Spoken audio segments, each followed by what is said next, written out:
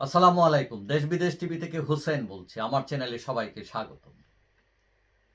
তসলিমা নাসরিন বিতর্কিত লেখিকা। তিনি দীর্ঘদিন যাবৎ ভারতে অবস্থান করছেন এবং বাংলাদেশে তাকে আসতে দেওয়া হচ্ছে না। এবং সেটা শেখ হাসিনাও দেননি, খালেদা জিয়াও দেননি এবং তিনি উভয়ের প্রতি রাগান্বিত। কিন্তু তিনি গতকালকে ফেসবুকে একটা স্ট্যাটাস দিয়েছেন এবং সেটা অনেকটা ভিন্ন রকম একটা স্ট্যাটাস। তিনি শেখ হাসিনার সমালোচনা করেছেন, আবার আওয়ামী লীগের পক্ষেও কথা বলেছেন তিনি। তো এখন তিনি কি বলছেন? তিনি তার ফেসবুক স্ট্যাটাসে বলছেন যে আমার মেয়েবেলা নিষিদ্ধ করেছেন এই শেখ হাসিনা এবং তার যে পৈতৃক ভিটা আছে সেটা থেকে বঞ্চিত করেছেন শেখ হাসিনা। শেখ হাসিনার ব্যাপারে আমি আগে বলছি, তিনি খুব খ্যাপা। তার খ্যাপার মূল কারণ হচ্ছে তাকে আসতে না দেওয়া এবং সেটা যে খালেদা জিয়াও দেননি। কারণ হলো যে এই মুসিবত কে সামলাবে? কারণ তিনি যদি বাংলাদেশে ফিরে আসেন সেখানে একটা অস্থিতিশীল পরিস্থিতি তৈরি হবে, এটা সবাই জানে। সুতরাং কোনো সরকারই এই রিস্ক যাবে না।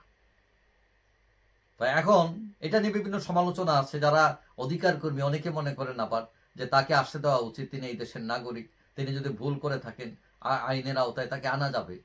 হ্যাঁ, কিন্তু তাকে আসতে না দেওয়াটা এটা তার মৌলিক যে অধিকার আছে সেটার পরিপন্থী। কিন্তু কোনো সরকারই হয়তো সেটার রিস্ক নিতে চায়নি এবং সেই কারণে তসলিমা শেখ হাসিনার ওপর খেপা, খালেদা জিয়ার ওপর খেপা, হুজুরদের উপর খেপা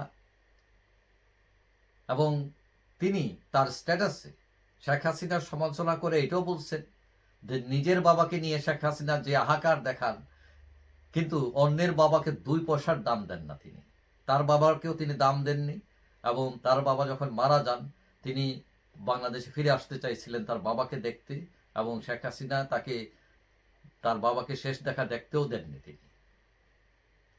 তবে তসলিমা নাসরিন তিনি এটাও লিখেন যে শেখ হাসিনার নিচুতা ও হীনতার প্রতিশোধ তিনি নিতে চাচ্ছেন না।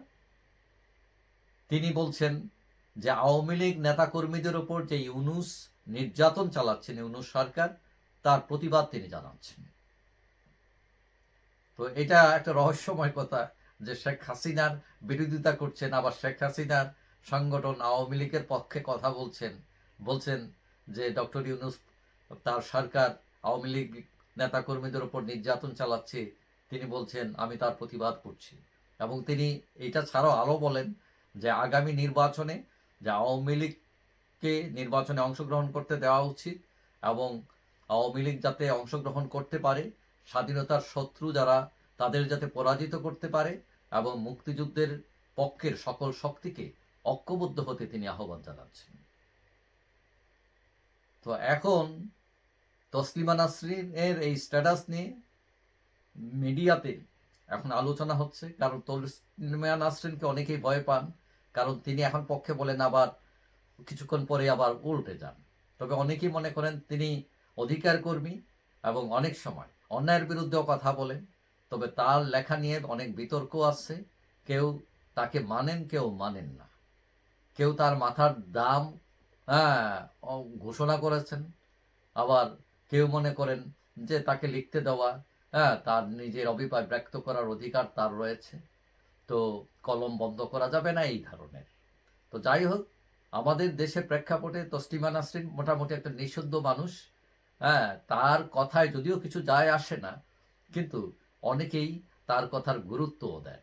যাই হোক, সবাই ভালো থাকবেন। আশা করি দেখা হবে অন্য কোনো ভিডিওতে ইনশাআল্লাহ। আল্লাহ হাফেজ।